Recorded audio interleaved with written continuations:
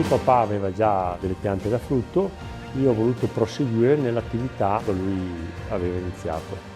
L'invaso aziendale è stato con lo scopo di avere una riserva di acqua quando non c'è. Raccogliamo l'acqua d'inverno nell'invaso e dopo nell'estate la utilizziamo tramite una pompa, la distribuiamo sul frutteto, con l'impianto a goccia. Quando abbiamo il problema della siccità, almeno hai una garanzia di avere l'acqua quando serve.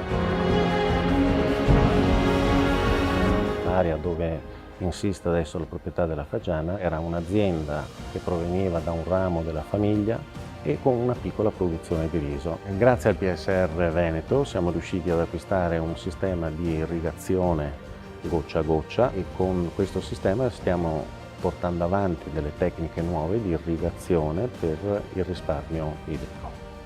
E questo è un ulteriore pregio, se posso dire, un ulteriore attu per portare avanti quelle tradizioni e quel modo di lavorare a cui siamo abituati e sperando di riuscire a fare sempre meglio. Il riso alla fine, quando tu lo segui dall'inizio, dalla piantumazione, lo vedi crescere, lo vedi nascere, è come se fosse un tuo figlio.